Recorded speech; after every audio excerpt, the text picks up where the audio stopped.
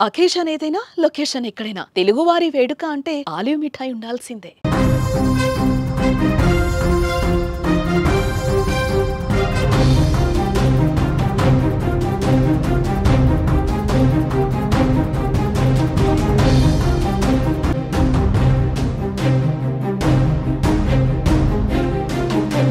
భారత్ పాకిస్తాన్ సరిహద్దుల్లో పరిస్థితి ఉద్రిక్తంగా ఉంది. ఏ క్షణం ఏం జరుగుతుందో అర్థం కాని పరిస్థితి ఏర్పడింది.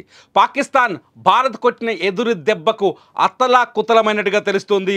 పాకిస్తాన్లో జరిగిన నష్టం ఎంత అన్నది మరి కాసేపట్లో బయటకు వచ్చే అవకాశం కనిపిస్తుంది. ఇదిలా ఉంటే భారత్ దాడులతో సమాధానం లేకుండా పోయిన పాకిస్తాన్కు మరోవైపు బలూచిస్తాన్ ఆర్మీ కూడా ముప్పేట దాడి చేస్తోంది. సరైన సమయంలో స్పీడ్ పెంచి పాక్ సైన్యంపై విరుచుకు పడుతోంది. పాక్ నుంచి తాము విముక్తి పొందడానికి ఇంతకు మించిన తరుణం రాబోదని బిఎల్ఏ నాయకులు భావించి పాక్ భరతం పడుతున్నారు. భారత్ దాడి చేస్తున్న సమయంలోనే పాకిస్తాన్ సైన్యం దాని నిఘా కమ్యూనికేషన్ టవర్లను లక్ష్యంగా చేసుకొని రిమోట్ కంట్రోల్డ్ ఐఈడీలు, ఇంప్రూవైజ్డ్ ఎక్స్ప్లోజివ్ డివైజ్లు ఉపయోగించి దాడి చేస్తోంది. బలూచ్ లిబరేషన్ ఆర్మీ దాడులను కాచుకోలేక పాక్ సైన్యం చెత్తకిల్ల పడుతోంది. పాకిస్తాన్ ఆర్మీకి చెందిన అనేక స్థావరాలపైన అనేక గ్రెనేడ్లను విసిరింది బిఎల్ఏ. అనేక మంది సైనికులను చంపామని ప్రకటిస్తోంది బిఎల్ఏ. పాక్లోని ప్రధాన భూభాగం క్వెటాను బలూచిస్తాన్ స్వాధీనం చేసుకున్నట్టు తెలుస్తోంది. బలూచ్ ఆర్మీతో పోరాడలేక పాక్ సైన్యం చేతులెత్తేసిందని, దీంతో క్వెటా బిఎల్ఏ స్వాధీనమైందని సమాచారం అందుతోంది. పాకిస్తాన్ ఆర్మీకి ప్రజలు ఎవరూ సహకరించకూడదని హెచ్చరికలు జారీ చేసింది.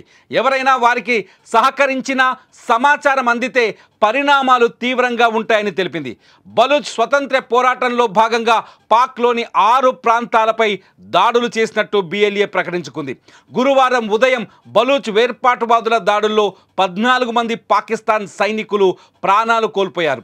బలూచిస్తాన్ ప్రావిన్సుల్లోని బోలాన్, కేచ్ ప్రాంతాల్లో జరిగిన 2 వేర్వేరు దాడులకు బలూచ్ లిబరేషన్ ఆర్మీ బాధ్యత వహించినట్లు ప్రకటించింది. 2 వారాల కిందట ఇలాంటి ఘటనే చోటు చేసుకుంది. పాక్ సైనిక వాహనాన్ని బిఎల్ఏ ఐఏడీతో పేల్చేయడంతో 10 మంది ప్రాణాలు కోల్పోయారు.